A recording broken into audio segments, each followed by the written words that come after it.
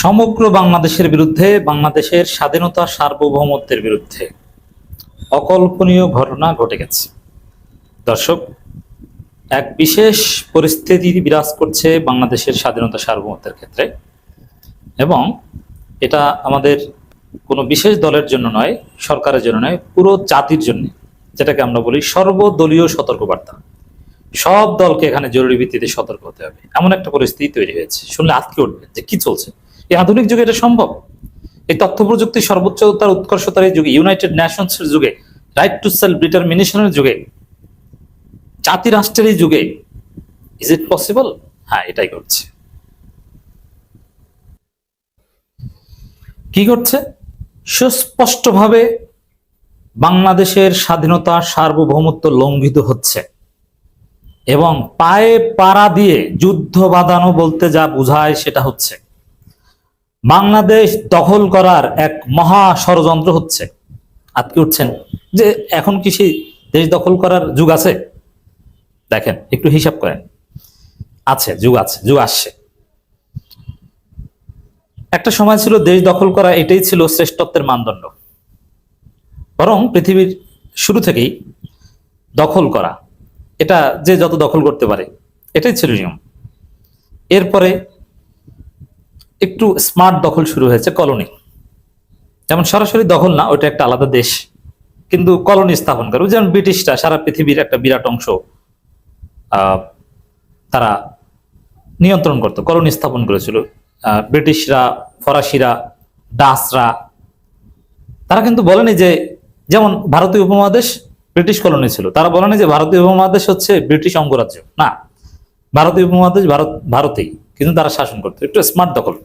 কিন্তু এর আগে সে আলেকজান্ডাররা যেটা করতো, সরাসরি দখল করতো, অথবা উমাইয়া আব্বাসী খেলাফতরা, খলিফারা যেটা করতো, সরাসরি দখল করতো, যে এইটা এখন থেকে আমার সাম্রাজ্য।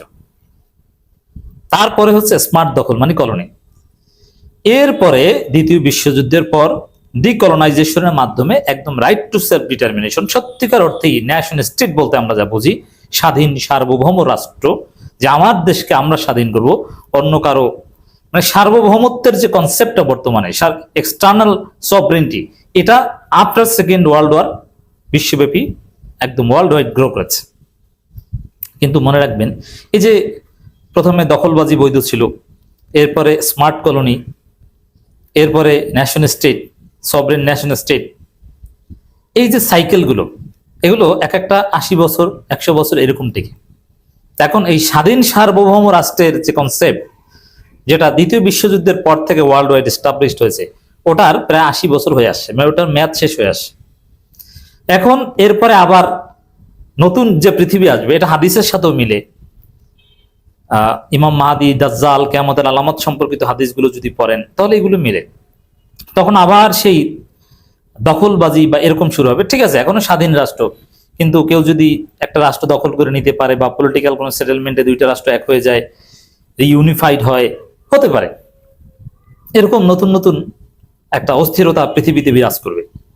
দেখেন, সার্বভৌমত্ব কনসেপ্ট, ওয়ার্ল্ড অর্ডার, ওয়ার্ল্ড পলিটিক্সের যে একটা নীতি, এটা কিন্তু ধ্বংস হয়ে গিয়েছে, বেশি দিন হয়নি। যেমন ভেনেজুয়েলার প্রেসিডেন্টকে সরাসরি তার বেডরুম থেকে আমেরিকা ধরে আনছে।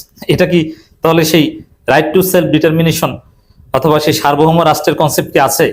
মার্কিন যুক্তরাষ্ট্র তো ওটা নষ্ট করে দিয়েছে। তারা যে কোনো দেশের প্রেসিডেন্টকে চাইলে ধরে নিয়ে যায়। শক্তি থাকলে এরকম হয়।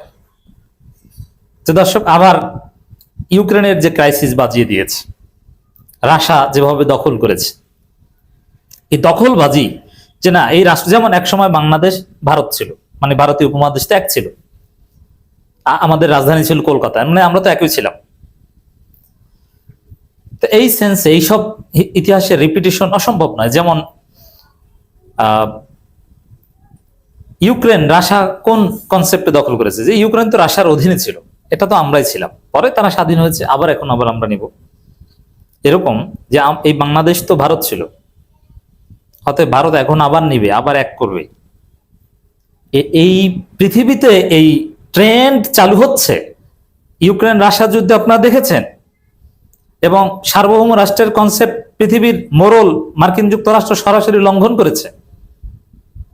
অতএব এই দখল করা এটা হতে পারে। তা আমার মনে হয় ভারত বাংলাদেশের সম্পর্ক যেদিকে যাচ্ছে, ভারত বাংলাদেশকে দখল করতে পারে। প্রথমে পলিটিক্যাল সেটেলমেন্ট করার চেষ্টা করবে যে রংপুর দিয়ে দেন, অথবা আমরা এক হয়ে যাই, আমরা এক হলে আমরা সুপার পাওয়ার হব, কিন্তু এটা কখনোই বাংলাদেশ মানবে না। এরপরে গায়ে পাড়া দিয়ে, পায়ে পাড়া দিয়ে, যুদ্ধ বাঁধিয়ে তারপরে দখলের একটা চেষ্টা তারা করবে। তো এই পথে এগোচ্ছে। এই যে দীনেশ ত্রিবেদী বাংলাদেশে নিযুক্ত ভারতের হাই কমিশনার, ওরা গ্রেপ্তার করা দরকার, ওরে পার্সোনা নন গ্রাটা ঘোষণা করে। ও যে কথাটা বলেছে, ওর চিন্তা দর্শনই হচ্ছে সে দখলদারি মানসিকতা, অখণ্ড ভারতের স্বপ্ন দেখে, ও সেই দলের পান্ডা। তার সাথে ডিপ্লোম্যাটিক ইন্টারাকশন করতে হবে বাংলাদেশ সরকারকে। আপনি চিন্তা করছেন এটা কতটা মারাত্মক?